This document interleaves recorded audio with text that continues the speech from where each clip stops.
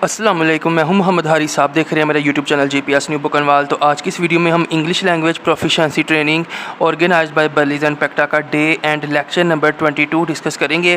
तो इसके जो ट्रेनिंग के आगाज़ में आपको 2 बुक्स मिलेंगी, यानी कि लेवल 2 और लेवल 3। ये दोनों बुक्स जो हैं हमारी ख़त्म हो चुकी हैं और ट्रेनिंग के जो आखिरी 3 दिन या 4 दिन आप समझ लें होते हैं, उनमें हम इन बुक्स की बजाय मेथडोलॉजी को पढ़ते हैं। तो ये वीडियो टीचर्स के लिए बेहद मुफीद है। आप इसको एंड तक अगर देखेंगे तो आप खुद रियलाइज़ करेंगे कि आपको इसका कितना ज़्यादा फ़ायदा हुआ है। बेसिकली जब आप टीचिंग की फ़ील्ड में नए नए आते हैं और आपकी इंडक्शन ट्रेनिंग होती है, उसके अंदर आपको कुछ जो है ना टीचिंग मेथड्स सिखाए जाते हैं। तो ये जो ट्रेनिंग के 3 दिन है आखिरी, इसमें भी टीचिंग मेथडोलॉजी पर जो मबनी कंटेंट है वो आपको जो है as a training material provide किया जाएगा। तो आई रिकमेंड कि आप ये जो 3 लेक्चर्स हैं ना, ये आप लाजमी जो है कभी भी मिस मत करें। इसमें आपको बहुत कुछ सीखने को मिलेगा। आप आगे जो ये आपकी लाक है कि आपको किस तरह का मास्टर ट्रेनर वहाँ पे फ़िज़िकल सेंटर्स में मिलता है। बिना टाइम ज़ाया किए हम अपनी आज की वीडियो का आगाज़ करते हैं। तो बेसिकली ये जो लास्ट पार्ट है ट्रेनिंग का, कुछ ट्रेनिंग सेंटर्स पर एक ही दिन में ये हमारे पास 60 टूल्स हैं, टोटल 60 जो है आप समझ लें कि महारतें हैं। किस चीज़ की? फॉर्मेटिव असेसमेंट किस तरह से आप कर सकते हैं, techniques to checks for understanding के ड्यूरिंग योर टीचिंग आपके जो स्टूडेंट्स हैं वो किस तरह से आपकी बात को समझ रहे हैं, उनको कितनी समझ आ रही है। और थर्ड है इसमें हमारे पास प्रोसेसिंग एक्टिविटीज़ कि आपने इस चीज़ को प्रोसेस करना है, असेस करना है कि अगर आपकी बात बच्चों को समझ आई है या नहीं, तो इसमें आप कौन सी सरगर्मियों को शामिल करेंगे। तो ये जो वीडियो है ना, इसके अंदर मेरी कोशिश होगी कि मैक्सिमम जो टॉपिक्स हैं ना वो कवर हो जाएँ। अदरवाइज़ जो बच जाएंगे उनको हम अगले पार्ट में शिफ्ट कर देंगे। तो इसमें हमारे पास, जैसा कि आपको दोबारा से रिवाइज कर लें कि टूल्स फॉर फॉर्मेटिव असेसमेंट, ये हम सीखेंगे। Techniques to check for understanding, बच्चों को समझ आ रही है या नहीं, हम कौन सी टेक्निक्स की मदद से उनको जान सकते हैं। और आज की इस वीडियो में मैं थोड़ा उर्दू का इस्तेमाल ज़्यादा करूँगा। पिछली वीडियोज़ में मुझे कमेंट्स आए थे कि ये एक इंग्लिश ट्रेनिंग है और आप इंग्लिश ही बोला करें। तो ये जो आखिरी 3 दिन की ट्रेनिंग है, इसमें मेरी कोशिश होगी कि मैं आपको उर्दू में ज़्यादा एक्सप्लेन करूँ। प्रोसेसिंग एक्टिविटीज़, अब इसमें फ़र्स्ट नंबर पर जो हमारे पास है, तो आपने टाइटल को अच्छी तरह से समझ लिया है, ठीक है। हमने प्रोसेसिंग एक्टिविटीज़ को पढ़ना है, असेसमेंट किस तरह से होगी बच्चों की, फॉर्मेटिव। अब मैं उसको बार बार रिवाइज़ नहीं करूँगा। अब 1 बाय 1 हम हर एक्टिविटी पे फोकस करेंगे। तो सबसे पहले हमारे पास जो एक्टिविटी या टॉपिक है वो है इंडेक्स कार्ड, समरीज़ या स्लैश क्वेश्चंस। अब इसमें आप बच्चों की समझ बूझ जानना चाह रहे हैं after the completion of your lecture or at the end of day, you can periodically distribute index cards and ask students to write on both sides with these instructions। तो आप वक्फों से ना बच्चों में एक जो कार्ड्स हैं ना वो तकसीम कर सकते हैं। कार्ड किस तरह से आप बनाएंगे? अगर आपके पास बजट है तो आप बाज़ार से खूबसूरत सा जो है एक हार्ड चार्ट ख़रीद लें। उसके जो है आप अपनी क्लास की अगर 20 बच्चे हैं, 30 बच्चे हैं, तो उसके छोटे छोटे आप जो है पीसीस करके बच्चों में डिस्ट्रीब्यूट कर दें। दूसरा इसका तरीका ये है कि आप A4 साइज़ का एक रीम ख़रीद लें जो 900 से 1000 रुपये में आ जाएगा। आप थोड़ा मतलब कि क्योंकि आपने कटिंग के लिए इस्तेमाल करना है तो थोड़ा लो क्वालिटी का भी ले सकते हैं। उसके आप कार्ड्स, इसी तरह आप कलर पेजेस का इस्तेमाल कर सकते हैं। तो छोटे छोटे कार्ड्स बनाकर आपने बच्चों को दे देने हैं। अब उसमें होगा क्या? राइट ऑन बोथ साइड्स, आपने बच्चों से कहना है ask students to write on both side. आपने वो जो कार्ड है ना उसके दोनों तरफ बच्चों लिखना है। क्या लिखना है? With these instructions. अब जो पहली साइड होगी ना उस कार्ड की, ठीक है ना, वो होगी based on our study of unit topic, list a big idea that you understand. मिसाल के तौर पर आप जो है बच्चों को साइंस पढ़ा रहे हैं ना और आपने बच्चों को डाइजेशन सिस्टम पढ़ाया है। डाइजेशन सिस्टम में आपने सारा जो लेक्चर था वो मुकम्मल किया, जो हाफ पेज या 1 पेज है, क्योंकि बच्चों का प्राइमरी लेवल पर छोटे मतलब के स्किल्स भी होती हैं और वो भी छोटे होते हैं, तो उनको एक दिन में ज़्यादा जो है वो सीवरेक नहीं देना चाहिए। अब आपने बच्चों को डाइजेशन सिस्टम पढ़ाया, आपने बच्चों से बोलना है कि आप एक साइड पर डाइजेशन सिस्टम में जो चीज़ आपको सबसे ज़्यादा समझ आई है ना वो लिख दें। अब और उसका ऊपर आप छोटा सा एक टाइटल बना के, अब ये सारी चीज़ें ऑब्वियसली आप पहले बच्चों को एक सैम्पल के तौर पर उसी टॉपिक में से एक कार्ड तैयार करके बच्चों को पूरी क्लास में दिखाएंगे।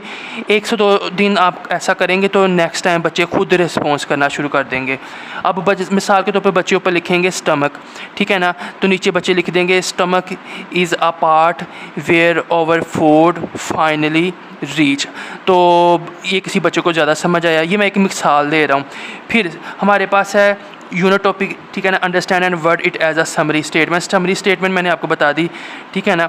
तो इसी तरह अगर आप इस्लामियत पढ़ा रहे हैं तो ग़ज़वा बदर का वाक़या आपने पढ़ाया है, तो जो है ना आप उसमें बच्चों को किस तरह कार्ड की मिसाल खुद देंगे, फिर बच्चे खुद रिस्पॉन्स करेंगे कि ग़ज़वा बदर में 313 का 1000 के साथ मुकाबला था और मुसलमानों को इस जंग में अल्लाह ताला ने फ़तह नसीब फरमाई। तो ये पूरे उसकी एक समरी सी होगी। अब side 2, identify something about unit topic that you do not yet fully understand and word it as a statement or question।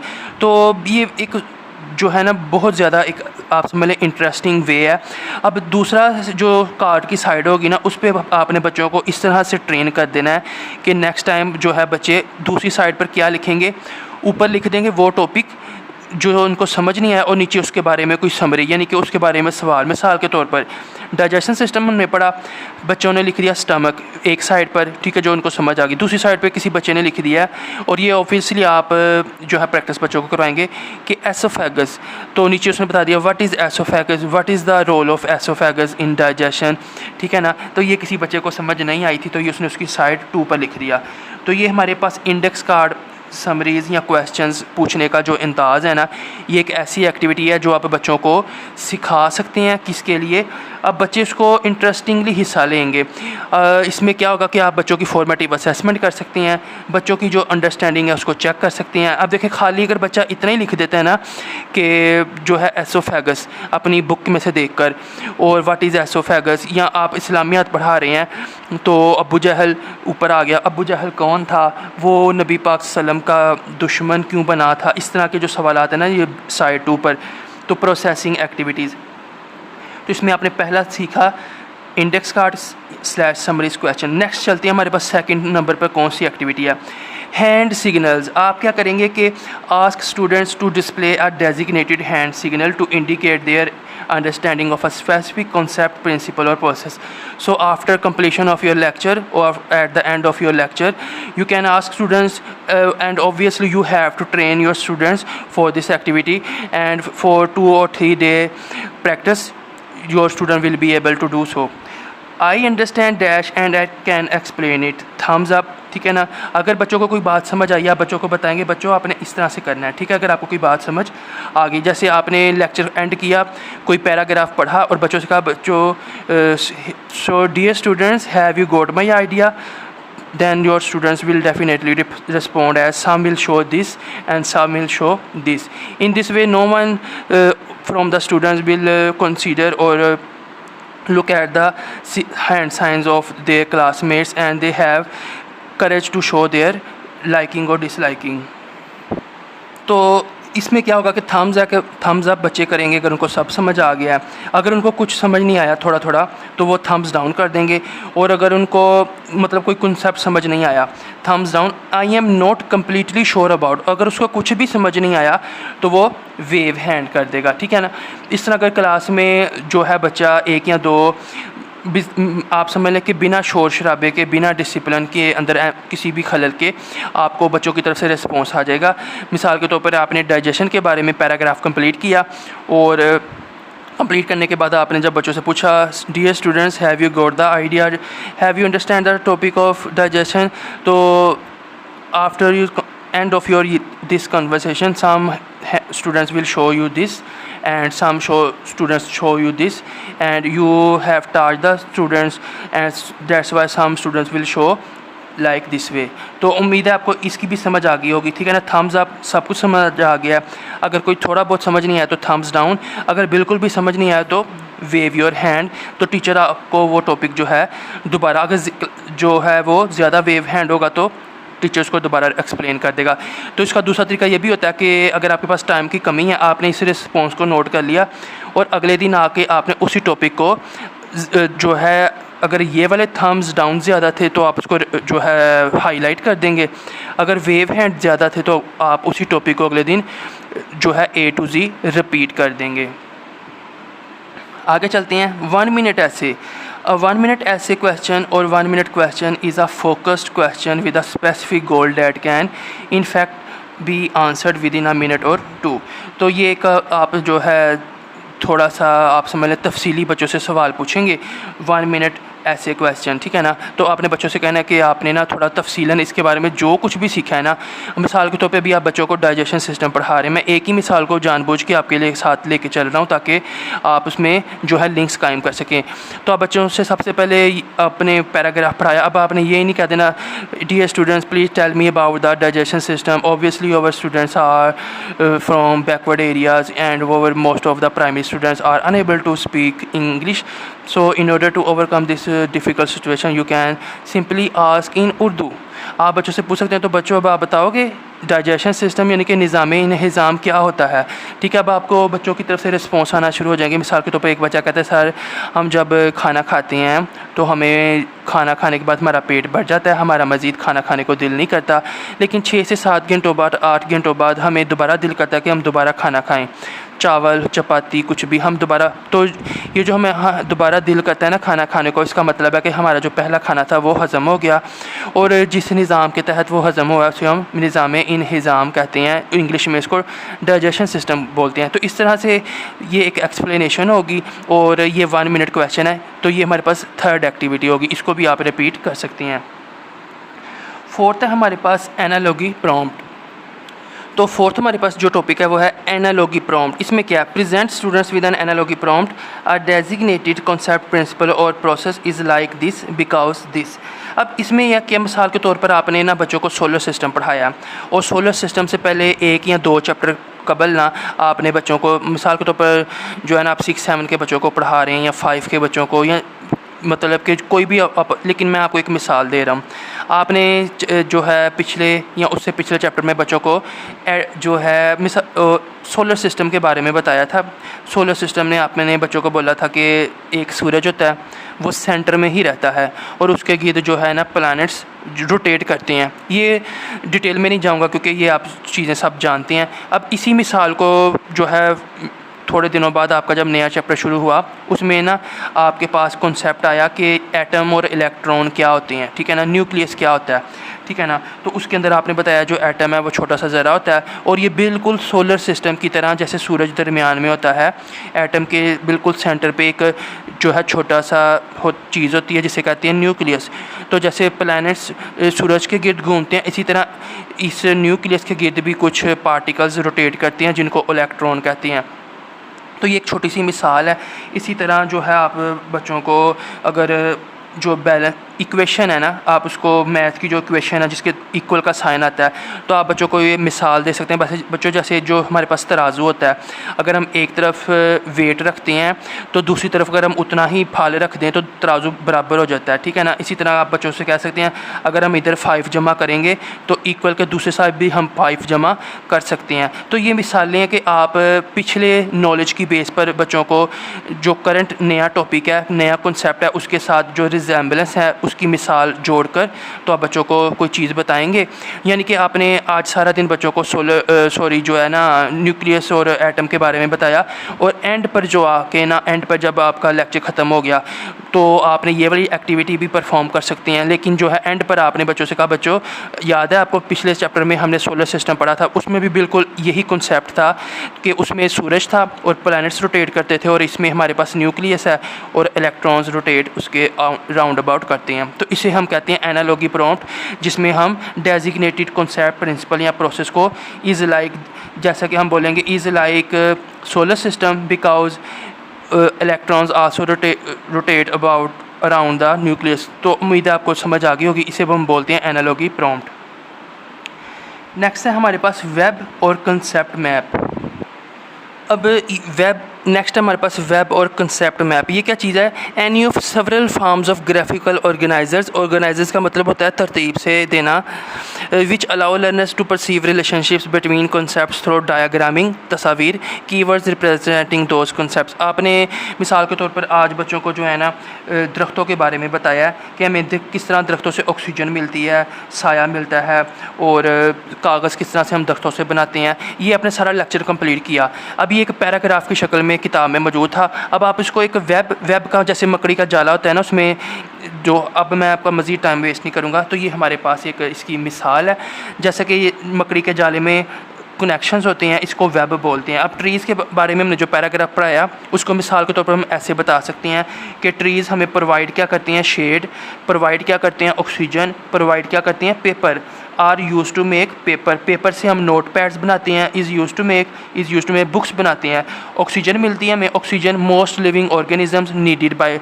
तो ये एक छोटी सी मिसाल है कि आपने ऑक्सीजन और दरख्तों के बारे में जो बच्चों को पैराग्राफ पढ़ाया, जो टॉपिक पढ़ाया बोर्ड के ऊपर, इस तरह से उसका एक जो है वेब या कॉन्सेप्ट मैप। वेब का मतलब है जाल, और कॉन्सेप्ट मैप जैसे नक्शा सा होता है ना कॉन्सेप्ट्स का। तो इस तरह आप ये टेक्निक इस्तेमाल करके भी जो आपका टॉपिक है, eight the end of your completion of topic, आप रोज़ाना किसी भी लेक्चर के एंड पर इस तरह से भी अपने लेक्चर को प्रेजेंट कर सकते हैं। इसमें क्या, बच्चों को बड़ी बड़ी खौफनाक किस्म की लाइनें नज़र नहीं आएंगी, जस्ट भी बड़े बड़े से ये बॉक्सेस और इनके अंदर ये जो कंसेप्ट वर्ड्स हैं वो बच्चे समझ कर जो है सारा लेक्चर, जिसे कहते हैं ना कि दरिया को कुएं में बंद करना, या इंग्लिश में हम कहते हैं in a nutshell, we can explain our topic like this one at the end of our lecture.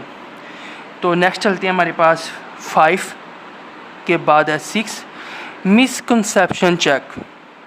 तो मिसकंसेप्शन चेक में क्या होता है कि प्रेजेंट स्टूडेंट्स विद कॉमन और predictable misconceptions about a designated concept, principle और process, ask them whether they agree और disagree and explain why. The misconception check can also be presented in the form of a multiple choice और true false quiz. तो इसमें क्या होगा कि मिसाल के तौर पर आपने सोलर सिस्टम जो है ना बच्चों को टीच किया है ना, अब आपने eight the end of lecture ये चेक करना है कि उनकी जो मिसकंसेप्शन है कहीं वो आपके सारी मेहनत को ज़ाया तो नहीं कर रही। आप बच्चों से सवाल पूछेंगे तो बच्चों क्या चाँद की अपनी रोशनी होती है? अब इसमें ट्रू फॉल्स भी होगा। तो अगर तो सारे बच्चे कहते हैं नो, चाँद की तो अपनी रोशनी नहीं होती, हमने तो आज सीखा है कि ये तो सूरज की रोशनी को रिफ्लेक्ट करता है। तो इस तरह से आप कोई ना कोई क्वेश्चन जो है, या फिर मल्टीपल चॉइस क्वेश्चन में क्या होगा कि सूरज के गिर्द कितने जो सैयारे हैं, प्लैनेट्स हैं, वो रोटेट कर रहे हैं, ज़मीन के कितने चाँद हैं, 1 या 2 या 3 या 4। तो इस तरह ये MCQs की शक्ल में। तो मिसकंसेप्शन चेक जो है ये हमारे पास एक 6 नंबर का टूल है। नेक्स्ट चलते हैं हमारे पास, नेक्स्ट है हमारे पास स्टूडेंट कॉन्फ्रेंस। तो 7 नंबर पे हमारे पास जो गोल स्टूडेंट कॉन्फ्रेंस, इसमें 1-on-1 conversation with students to check their level of understanding. इसमें होता क्या है कि टीचर जो है ना स्टूडेंट को ज़्यादा मौका देता है बोलने का। आपने बस बोल दिया कि अब आप चलो भी असलम आप बताओ जो सोलर सिस्टम है ये क्या चीज़ है, ठीक है ना। अब आप इसमें जो है बिल्कुल भी बच्चे को डिस्करेज नहीं करेंगे, वो फुल जो है ना A to Z अपना जो भी उसने सीखा होगा ना वो शेयर करेगा। वो आपके साथ इस तरह से शेयर कर सकता है, अगर मैं आपके साथ उर्दू में इसको चीज़ को बयान करूँ कि सारे हमारे आसमान पर जो सूरज चमकता है इसके जो रोशनी है ना ये हम तक पहुँचती है और हम ज़मीन पर रहते हैं। ज़मीन सूरज का एक सियारा है, ये सूरज के गिर्द घूमता है, लेकिन खाली ज़मीन ही नहीं, इसके अलावा सेप्चुरन, नेपच्यून एट्सट्रा जो बाकी के सियारे हैं वो भी घूमते हैं। और हर सियारा इस तरह वो आपको बयान करना शुरू करेगा और आपने पहले उसकी सारी बात सुन लेनी है। इससे आपको आइडिया हो जाएगा कि स्टूडेंट कॉन्फ्रेंस से कि आपने जो लेक्चर डिलीवर किया था उस पे बच्चों ने किस हद तक अबूर लिया है। तो इसमें ये फ़ायदा होता है कि बच्चों को ख़ुद भी पता चल जाता है कि उनको किसी टॉपिक के बारे में कितना नॉलेज है। इसके अलावा जो बच्चों की कम्युनिकेशन स्किल्स है, उनके अंदर जो बोलने की आप समझ लें कि एक सलाहियत है, उनका जो कॉन्फिडेंस है, ये सारी चीज़ें कलेक्टिवली इम्प्रूव होती हैं। तो बच्चे को भी असेसमेंट हो जाती है कि उसने टॉपिक कितना अच्छा डिलीवर किया और टीचर को भी समझ आ जाती है कि वो जो टीचिंग मेथड को यूज़ कर रहा था वो उसका किस हद तक कामयाब हुआ है। तो 8 नंबर का टूल है हमारे पास 3 मिनट पॉज। तो ये जो 3 मिनट पास है इसका मकसद ये है कि आप जब कोई टफ़ या कम्प्लेक्स किस्म का कोई टॉपिक बच्चों के साथ शेयर कर रहे हैं ना, मिसाल के तौर पर अभी मैं सोलर सिस्टम को साइड पे रख के मैथमेटिक्स की तरफ चलता हूँ। हम हाईएस्ट कॉमन फैक्टर जो है ना HCF फाइंड कर रहे हैं। हमने पिछले दिनों HCF जो है वो प्राइम फैक्टराइजेशन मेथड से सोल्व करना सीखा था, लेकिन अचानक जो है वो एक्सरसाइज ख़त्म हुई और हमारे पास नया टॉपिक दोबारा से HCF आ गया और अब हमने डिवीजन मेथड के साथ HCF को फाइंड करना सीखना है। तो बजाय इसके कि आप एक कंटिन्यूसली ओवरलोड बच्चों पे कर दें, या आप साइंस का कोई सब्जेक्ट पढ़ा रहे हैं या एक सोशल स्टडी का 1 से 1.5 सफ़े का पैराग्राफ आपने जो है उसको रीड किया है और अब आप कंटिन्यूसली आगे जा रहे हैं, तो इस तरह जो है ये जो है वो बच्चों का हमें असेस नहीं होगी कि हमने जो भी पढ़ा है वह बच्चों को समझ आया कि नहीं। तो 3 मिनट पास में क्या होता है कि एक तो आप बच्चों पे जो ओवरलोड है ना उसको कम कर देते हैं, बल्कि ख़त्म कर देते हैं। कंटिन्यूसली आप पढ़ने के साथ साथ ना बच्चे बोर भी हो जाते हैं और ना उनको एक साथ जैसे कंप्यूटर में एक रैम होती है ना, हमारा भी एक तो हमने परमानेंटली किसी चीज़ को ना अपने माइंड में स्टोर करना है और एक कुछ बातें वो होती हैं जो हमें अपेरेंटली समझनी चाहिए। तो 3 minute pause provides a chance for students, तो ये बच्चों को एक चांस फराहम करता है टू स्टॉप के वो रुक जाएं, रिफ्लेक्ट ऑन द कॉन्सेप्ट्स, कि जितना अभी 1-1.5 मिनट में, 5 मिनट में, 10 मिनट में हमने पढ़ा है या सीखा है कॉन्सेप्ट, उस पर अपनी रिफ्लेक्शन दें। उसके अंदर उनको क्या चीज़ जो है वो टफ़ लगी है या क्या चीज़ उनको जो है तंग कर रही है। And ideas that have just been introduced make connections to prior knowledge, फिर आप उनको मौका देते हैं, जैसे कि मैंने अभी आपको बताया कि HCF वाइड डिवीजन मेथड, तो हमने बच्चों को मौका दिया कि बच्चों HCF को हमने पहले कभी किया है, तो बच्चे कहेंगे सर ये तो हमने 3 दिन पहले किया था। तो आज जो हम HCF कर रहे हैं उसके अंदर हमारे पास डिवीजन मेथड है, और जो पिछली बार किया था उसके अंदर जो है हमारे पास प्राइम फैक्टराइजेशन का मेथड था। तो इस तरह जो है आप उसको पिछले नॉलेज के साथ जोड़ करके तो रुक के 3 मिनट का आप वक्फा लेके बच्चों से पहले रिफ्लेक्शन लेते हैं कि अगर तो बच्चों को वो 100% क्लास में 99% जो अच्छा रिस्पॉन्स आया है तो फिर आप अपने लेक्चर को आगे लेकर चलते हैं, अदरवाइज़ आप उस लेक्चर को उसी जगह पर स्टॉप कर देते हैं रिगार्डलेस कि आपका पीरियड का टाइम ख़त्म हो रहा है। आप उस टॉपिक को वहीं पर स्टॉप करके बच्चों से पहले रिफ्लेक्शन लेते हैं। इससे बच्चों पे ओवरलोड जो है वो ख़त्म हो जाता है। बच्चे जो है पिछले सबक के साथ कनेक्शन बनाने में जो है अपनी सलाहियतों का इस्तेमाल करते हैं और बच्चों की कितनी समझ वो भी हमें पता चल जाती है। तो इसमें कौन से फ़ायदे होंगे? I change my attitude about, I became more aware of, I was surprised about, I felt, I related to, I empathised with. तो ये सारे इसके पॉइंट हैं। तो आज की वीडियो में हम पहले 20 जो टूल्स हैं उनको डिस्कस करेंगे। तो 9 पे चलते हैं, ऑब्जर्वेशन। अब walk around the classroom and observe the students as they work to check for learning. Strategies include anecdotal records, conferences, checklist। तो इसका मतलब ये है कि जब आपने कोई मिसाल के तौर पे आपने भी बच्चों को जो पिछले 8 टूल्स हैं ना उनका इस्तेमाल करते हुए HCF by using division method completely आपने अपना लेक्चर डिलीवर कर दिया। लास्ट के 10 या 15 मिनट्स रिमेनिंग है। अब आप क्या करेंगे? बच्चों से ऑब्जर्वेशन करेंगे। आपने बोर्ड के ऊपर एक क्वेश्चन लिख दिया क्लास वर्क के तौर पर, सारी क्लास उसको जो है ना वो सॉल्व कर रही है, या आपने हर बेंच के ऊपर जो 3-3 स्टूडेंट्स मौजूद हैं उनको एक एक क्वेश्चन असाइन कर दिया। अब आप क्लास में राउंड लगाएंगे, आप ऑब्जर्व करेंगे कि कौन सा बच्चा सिर्फ सोच में गुम है, कौन सा बच्चा उसे जो है सॉल्व कर रहा है। इसी तरह अगर आप कोई कॉन्सेप्ट साइंस का जैसा कि स्केलेटन के बारे में बता रहे हैं, आप पोलिनेशन के बारे में बच्चों को बता रहे हैं, तो आप बच्चों के फेसेस को देखेंगे, ऑब्जर्व करेंगे क्या उनको कोई बोरियत महसूस हो रही है, क्या उनको कोई एक्साइटमेंट है, क्या आप कोई सवाल जब पूछते हैं तो उनको उस सवाल की समझ आ रही है।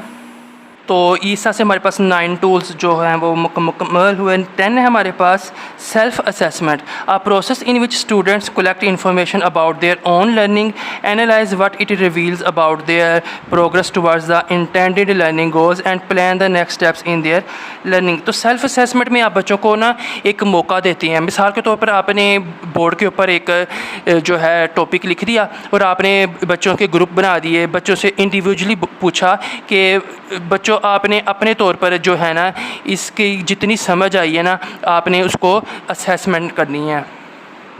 तो बेसिकली जो हमारे पास सेल्फ असेसमेंट है इसमें सबसे पहले जो स्टूडेंट्स हैं ना वो अपने गोल्स को सेट करते हैं। आप टीचर्स एज अ टीचर जो है बच्चों को कोई असाइनमेंट दे देते हैं। मिसाल के तौर पर आपने बच्चों को क्लास में वही बात की, अगर आपने least common multiple with respect to prime factorization का जो है ना कॉन्सेप्ट बच्चों को करवाया। ठीक है, क्लास में आपका फुल रिस्पॉन्स था, आपने क्लास वर्क भी अटैम्प्ट किया। अब आपको टीचर जो है एक अनसीन क्वेश्चन दे देगा जिसका सोल्यूशन आपको किसी गाइड में से भी नहीं मिलेगा, बुक में से भी नहीं मिलेगा, और आप उसको एज असाइनमेंट घर लेके जाके अगले दिन बच्चे वो असाइनमेंट सबमिट करवाते हैं और टीचर की तरफ से जो उनके अंदर मिस्टेक्स हैं वो हाईलाइट कर दी जाती हैं। इसी तरह कोई ये हमारे पास आप समझ लें कि कोई रूब्रिक या चेकलिस्ट फराहम कर दी जाती है कि आज हमने ये वाला टॉपिक पढ़ा और बच्चों को बोला कि आप इसमें से जिन बातों की आपको समझ आई है ना उसके ऊपर आप टिक कर लें, जिन बातों की समझ नहीं आई उसको आप एम्प्टी छोड़ दें। तो इसको आप पढ़ सकते हैं। ये हमारे पास 10 टूल्स हैं जो अभी हमने डिस्कस किया। अब हम 11 की तरफ चलते हैं। तो 11 है हमारे पास exit card. Exit cards are written student responses to questions posed at the end of a class or learning activity or at the end of a day। तो इन शॉर्ट आप समझ लें कि जब आपका लेक्चर ख़त्म होता है ना, आप बच्चों को एक छोटा सा पीस ऑफ पेपर या कार्ड फराहम करते हैं जिसके ऊपर कुछ पहले से प्रिंटेड क्वेश्चन या हाथ से लिखे हुए सवालात होते हैं, और आप बच्चों से कहते हैं बच्चों जल्दी से आप के जहन में जो बात आ रही है ना आप इसके ऊपर लिख के तो वापस कर दें। मैं आपको सैम्पल का एक एग्ज़िट कार्ड दिखा देता हूँ। अभी आप स्क्रीन पर देख रहे हैं, ये हमारे पास एक एग्ज़िट स्लिप है sample. Name 3 things you learn in art today. ठीक है ना। List 2 things you want to learn more about. Ask 1 question about today's lesson. तो इसमें बच्चों ने जो 3 चीज़ें आज सीखी हैं आर्ट के बारे में वो लिख देंगे, और 2 चीज़ें वो लिख देंगे जो वो सीखना चाहते हैं, और कोई एक आधा क्वेश्चन अगर आज के उनको लेसन में समझ नहीं आया तो इधर आप स्टूडेंट अपना नाम लिख देगा। तो इसको हम बोलते हैं एग्ज़िट कार्ड। इससे भी हमें पता चल जाता है कि जो बच्चों की लर्निंग है वो किस हद तक कामयाब रही है, या आप अगर फ़र्ज़ किया इस पर अच्छा रिस्पॉन्स नहीं आएगा। हमने अभी तक 11 टूल्स को पढ़ा है। किसी भी टूल को जब आप इस्तेमाल करते हैं उससे अच्छा रिस्पॉन्स अगर नहीं आता तो उसका मकसद ये होता है कि टीचर को अपना टीचिंग मेथड चेंज करना पड़ेगा, अपना रवैया चेंज करना पड़ेगा, अपने टीचिंग मेथड में फ्लेक्सिबिलिटी लानी पड़ेगी। अगर बच्चे 2 बार सवाल पूछते हैं, 3 बार पूछते हैं तो आपने माइंड नहीं करना, आपने उनको आंसर करना है। अगर कोई टीचिंग मेथड टफ़ है आपको ऑडियो वीडियो एड्स की मदद लेना पड़े, ठीक है ना, आपने हर मुमकिन कोशिश करनी है। और इन टूल्स का बेसिकली मकसद ही यही है कि आप असेस कर सकें कि बच्चों को जो लर्निंग हम डिलीवर कर रहे हैं वो किस हद तक कामयाब जा रही है। अब है हमारे पास पोर्टफोलियो चेक। इसमें क्या कि check the progress of a students portfolio. A portfolio is a purposeful collection of significant work carefully selected, dated and presented to tell the story of a student's achievement or growth in well-defined areas of performance such as reading, writing, math, etc. A portfolio usually includes personal reflections where the student explains why each piece was chosen and what it shows about his or growing skills and abilities। अब ये portfolio का मतलब ये है कि आप की class में जो बच्चे हैं ना आप उनकी एक पर्सनल फाइल बना लें, या बच्चों से बोले कि आपने एक टेस्ट कॉपी या टेस्ट रजिस्टर लेना है और उसके ऊपर आपने कोई क्लास वर्क होमवर्क नहीं करना।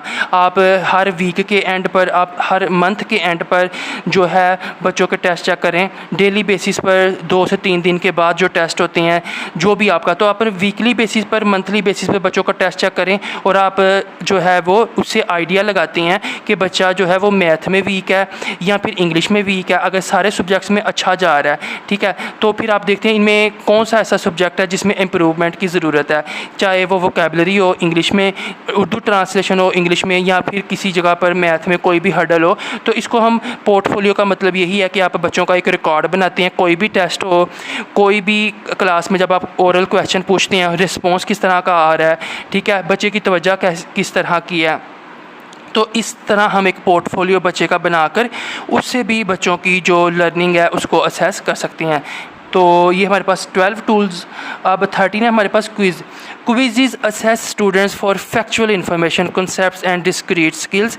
तो जो छोटी छोटी मालूमात होती हैं ना, कायद-ए-आज़म मोहम्मद अली जिन्ना ने मुस्लिम लीग को कब ज्वाइन किया, ठीक है ना, ज़मीन के कितने चांद हैं, जो हमारे पास है HCF, वो हम कितने मेथड्स के साथ फाइंड कर सकते हैं। छोटे छोटे जो सवाल आते हैं ना quiz, there is usually a single best answer. तो इसमें एक ही जो है ना बेहतर आंसर होता है। Some quiz examples are multiple choice, true false, short answer, paper and pencil, matching, extended response, ठीक है ना।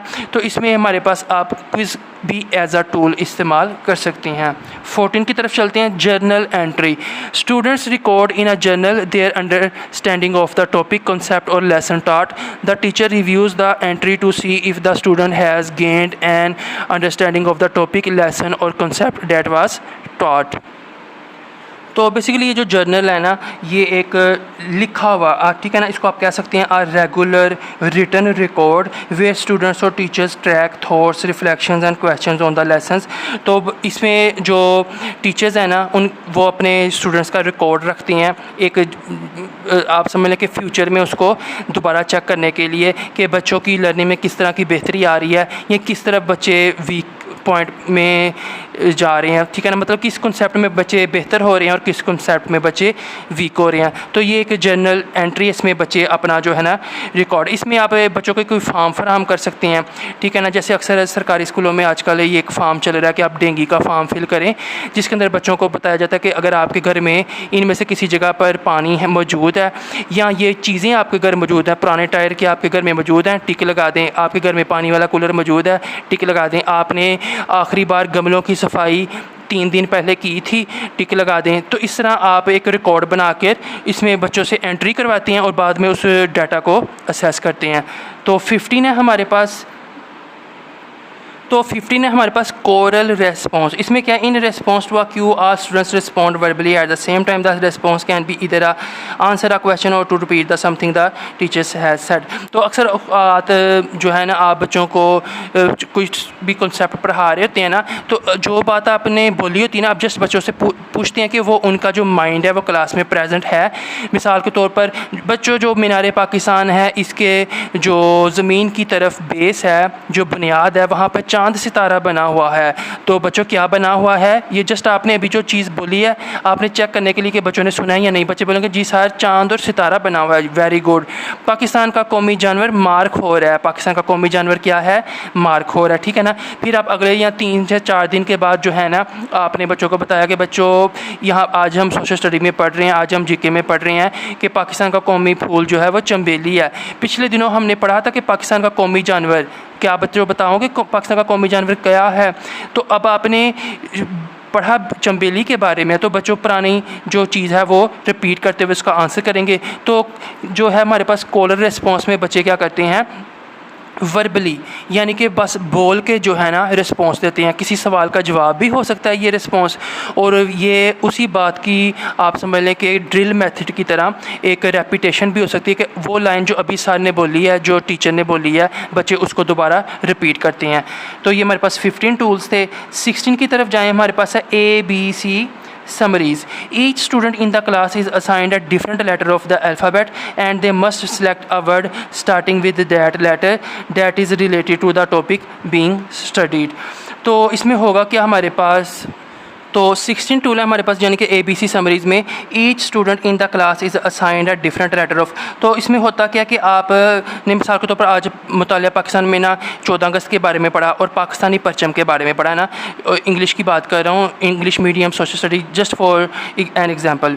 तो इसमें आपने बच्चों को एक लेटर असाइन कर दिया कि Ahmad your letter is S, please make a word out of S that is relevant to the flag of Pakistan.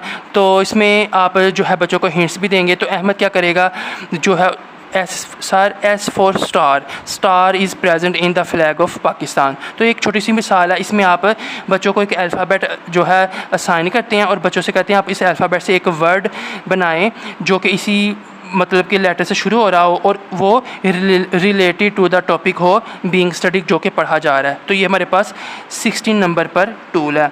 17 पर चलते हैं, हमारे पास debriefing, a form of reflection immediately following an activity.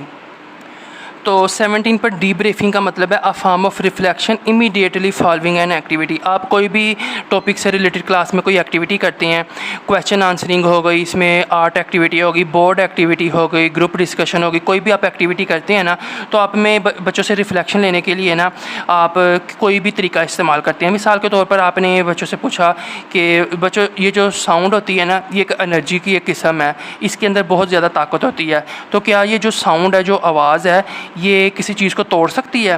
तो आपने बच्चों से अभी बताया था कि जो साउंड है वो जैसे आप एक स्पीकर के ऊपर देखते हैं तो वो वाइब्रेट कर रहा होता है। तो आप बच्चों को आहिस्ता आहिस्ता ना उनको डीप थिंकिंग की तरफ लेके जाते हैं और फिर जो है आप नेक्स्ट जो है बच्चे रिस्पॉन्स करते हैं तो आप उसको किसी यूट्यूब वीडियो की मदद से भी एक्सप्लेन कर सकते हैं कि बच्चों देखो ये जो साउंड है इसमें किस तरह की एनर्जी मौजूद होती है। तो आप जो एक वो आप समझ लें कि जो समुद्री जहाज या इस तरह के जो होते हैं वो आप स्पीकर के ऊपर रखेंगे और स्पीकर पे साउंड प्ले करेंगे तो वो मूवमेंट करना शुरू कर देंगे। तो कोई भी आप लेक्चर कोई भी एक्टिविटी करवाने के बाद इमीडिएटली आप बच्चों से रिफ्लेक्शन लेते हैं कि बच्चों को अभी हमने जो एक्टिविटी की है उससे समझ आई है, या उससे रेलेवेंट कोई क्वेश्चन पूछ लेते हैं ना। मिसाल के तौर पर आपने एक लोहे की जो है एक छोटी सी बॉल को गर्म किया, गर्म करने के बाद आपने उसको क्या किया कि एक गोल से छल्ले के ऊपर रख दिया जिसका साइज़ उस गोली के साइज़ के बराबर ही था, ठीक है ना। तो अब उसके अंदर से वो गोली नहीं गुजरी, ठीक है ना। अब आपने उसी गोली के साथ एक दूसरी गोली को लेके उसके छल्ले के ऊपर रखा तो वो उसमें से गुजर गई, ठीक है। तो अब आपने बच्चों से पूछा इमीडिएट रिफ्लेक्शन के तौर पर, बच्चों ये दोनों सेम साइज़ की हमारे पास बॉल्स थी, आयरन बॉल, लोहे की गोलियाँ थीं, तो क्या हुआ कि ये वाली गोली तो उसमें से गुजर गई, जिसको मैंने गर्म किया वो नहीं गुजरी। तो अब बच्चे इसमें सोच विचार करेंगे तो कुछ एक आधा आपको रिस्पॉन्स आएगा, कुछ आप मदद करेंगे, तो बच्चे ये सीख जाएंगे कि जब हम किसी चीज़ को हीट करते हैं उसका जो वॉल्यूम है वो बढ़ जाता है। तो ये हमारे पास डीब्रीफिंग एक 17 नंबर पर टूल है। आगे हमारे पास idea spinner. The teacher creates a spinner marked into 4 quadrants and labelled predict, explain, summarise, evaluate. After new material is presented, the teacher spins the spinner and asks students to answer a question based on the location of the spinner. For example, if the spinner lands in the summarize quadrant, the teacher might say list the key concepts just presented. अब इसमें आपने एक गोल सा गत्ता hardboard जो cardboard होता है या हार्ड चार्ट होता है उसका एक आपने गोल सा बिल्कुल पहिए की शक्ल में एक स्पिनिंग के लिए काट लेना है। आपने उसके 4 हिस्से करने हैं, ठीक है। एक हिस्से में आपने उसमें लिख देना है कि आप प्रेडिक्ट, दूसरे में एक्सप्लेन, समराइज़, एवेलुएट। अब प्रेडिक्ट जैसे हमने पिछली मिसाल में देखा है कि एक गोली गुजर गई दूसरी गोली नहीं गुजरी, ठीक है ना। तो अब आप इससे क्या चीज़ प्रेडिक्ट, अगर आपने उसको किसी स्टूडेंट को असाइन किया है, आपने मिसाल के तौर पर आपने बोला कि अमजद अब आप बताओ, और आपने स्पिन को रोटेट किया, स्पिन को रोटेट करने के बाद जो स्पिन था ना वो प्रेडिक्ट पे आके रुक गया, ठीक है ना। जैसे आप वो टीवी पे भी अक्सर देखते हैं, इनामात होते हैं और आप उसको स्पिनर को घुमाते हैं, तो इससे अब बच्चा ये प्रेडिक्ट अगर कर लेता है कि सर हमने इससे ये सीखा है, प्रेडिक्ट करेंगे कि गर्म करने से चीज़ों का हजम जो मेटल्स होते हैं वो बढ़ जाता है, तो उसकी प्रेडिक्शन ठीक होगी। नेक्स्ट आप दोबारा रोटेट करते हैं तो अगेन किसी बच्चे पे एक्सप्लेन का आ जाता है, तो एक्सप्लेन में ये हो जाएगा कि सर जब हमने उसको जो है हीट किया वो गर्म हुआ, गर्म होने के बाद उसके जो पार्टिकल्स थे उनके दरमियान में डिस्टेंस बढ़ना शुरू हो गया, इस वजह से उसका साइज़ बड़ा हो गया, ठीक है ना। अब इसमें आप समराइज़ में चले जाएंगे तो अगर किसी पर समराइज, तो सर वो क्या जब ठंडा होगा तो दोबारा उसका साइज़ वही हो जाएगा। तो इस तरह की बातें जो है आप आइडिया स्पिनर के थ्रू बच्चों से पूछ भी सकते हैं और साथ साथ बच्चों को गाइड भी कर सकती हैं। Inside outside circle. Inside and outside circles of students face each other with each pair of facing students. Student quiz each other with questions they have written. Outside circle moves to create new pairs. Repeat. तो अब इसमें क्या होगा कि एक जो student है ना वो सेंटर में खड़ा हो जाएगा और 5 से 6 स्टूडेंट जो है ना उसके इर्द गिर्द ना हाथों में हाथ डालकर, इफ़ दे आर बॉयज़, और अगर आपके को एजुकेशन है तो आप बॉयज़ का अलहदा कर सकते हैं, गर्ल्स का अलहदा कर सकते हैं। उसमें क्या होगा कि सेंटर में एक स्टूडेंट होगा और हाथों में हाथ डाल के ना सर्कल बना के उसके गिर्द जो है स्टूडेंट्स खड़े हो जाएंगे। तो वो उन स्टूडेंट्स का जो चेहरा है ना वो उस अब होगा क्या कि एक स्टूडेंट सामने आया उसको एक पहले से लिस्ट ऑफ क्वेश्चन जो है ना फराहम कर दी जाएगी। वो जो बच्चा है ना वो एक सवाल का जो है ना वो स्टेटमेंट पढ़ेगा, अब जो उसके सामने बच्चा होगा ना वो उसका जवाब देगा, और जवाब देने के बाद वो जो है देखें आपने यहाँ पे लिखा हुआ है कि outside circle moves to create a new pair, तो वो जो बच्चा है वो घूम के आगे चला जाएगा और उसकी जगह पे दूसरा बच्चा उसकी जगह पे आ जाएगा और वो दूसरा सवाल उससे पूछेगा। तो ये एक एक्टिविटी है जिसको आप परफॉर्म कर सकते हैं। लास्ट में हमारे पास readers theatre. From an assigned text have students create a script and perform it. तो ये ऐसे ही है कि आपने बच्चों से मिसाल के तौर पर अभी हमने सोलर सिस्टम पढ़ा है ना, आप कुछ बच्चे लेंगे, एक स्टूडेंट को जो है आप सूरज सन का रोल असाइन कर देंगे, वो सेंटर में खड़ा हो जाएगा। एक को आप जो है जुपिटर बना देंगे, दूसरे को वीनस बना देंगे, किसी को आप मरकरी और किसी को आप जो है वो अर्थ बना देंगे और वो उसके गिर्द रोटेट करेंगे। तो आप एक स्क्रिप्ट बना सकते हैं और उसमें बच्चों को प्रैक्टिस करवा के, अब पूरी क्लास उनको ऑब्ज़र्व करेगी और आप टीचर बोलेगा कि हु इज़ सन, तो the one who is standing in the center will repeat Sir, I am the sun. So, sir, I am Mercury. So, please, Earth, start your rotation, and is starting rotating around the sun. तो ये एक activity है जो आप according to करवा सकते हैं। तो इसमें हमारे पास 60 टूल्स हैं और 20 हमने आज की वीडियो में, क्योंकि हमारे पास 24 डेज़ की ये ट्रेनिंग है, और इसमें जो है ना हमारे पास, अगर हम मज़ीद आगे चलें तो जो टूल्स हैं वो मैं अगली वीडियो में आपके साथ शेयर करूँगा। तो दोबारा से हम recall tools for formative assessment. Formative assessment मतलब आप पढ़ाते हो वक्त बच्चों से जो असेसमेंट करते हैं ना कि बच्चों को कितनी समझ आ रही है, उसके लिए कौन से टूल्स इस्तेमाल कर सकते हैं। आज हमने 20 टूल्स के बारे में पढ़ा। इसको हम techniques for check for understanding ये भी लफ्ज़ इस्तेमाल कर सकते हैं, और प्रोसेसिंग एक्टिविटी का लफ्ज़ भी इस्तेमाल कर सकते हैं। तो ये एक वीडियो जो है काफ़ी ज़्यादा टीचर्स के लिए यूज़फुल है। इन स्किल्स को बार बार हमें रिकॉल करते रहना चाहिए, और कमेंट सेक्शन में आप मुझे लाजमी बताएं कि आपको इन आज जो हमने 20 टूल्स सीखे इनमें से आप कौन सा टूल पहले अपनी क्लास में इस्तेमाल कर रहे हैं, और कौन सा टूल ऐसा था जो आपको अच्छा लगा और आप चाहेंगे कि आप इनकमिंग अपनी क्लास में उसका इस्तेमाल करें। तो अब तक के लिए इतना ही, मिलेंगे अगली वीडियो में। वीडियो अच्छी लगी हो तो चैनल को सब्सक्राइब करें, वीडियो को भी लाइक करें। अब तक के लिए इतना ही। मैं हूँ मोहम्मद हारिस। अल्लाह हाफिज़।